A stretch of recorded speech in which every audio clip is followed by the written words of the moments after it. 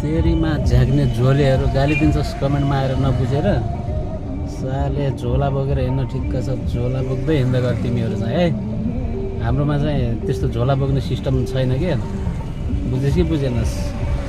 हामीले नगरपालिकाले बाटो नबनाएपछि हामी आफ्नै लगानीमा बाटो बनाउन नपाउने हो। तिमी झोलेहरूलाई चाहिँ चित्त दुख्छ होइन हामीले बाटो बनाउँदा। साला झोलेहरू झोला बोक्दै बस्दै गर अब तिमीहरू है। सधैँभरि नेताहरूको गुलामी गर्दै बस। हामी चाहिँ गुलामी गर्दैनौँ, हामी कसैको झोले पनि होइन।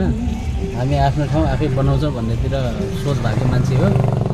तिमीहरू झोलेहरूले 2-4जनाले गाली गर्दैमा केही हुँदैन के, बुझेस्। नगरपालिकाले आफूले पनि बाटो बनाएन। बाटो नबनाएपछि हामीले चाहिँ आफै आफ्नो लगानीमा बाटो बनाउँछौँ भनेर बाटो बनाउन थाल्यौँ।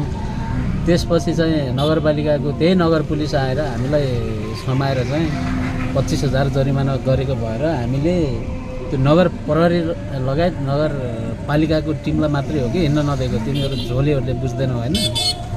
तिमीहरूको लागि बाटो बन्द भयो होइन नि त झोले, नगरपालिकाको लागि मात्रै बाटो बन्द भयो, बुझेस्। साले झोलेहरू।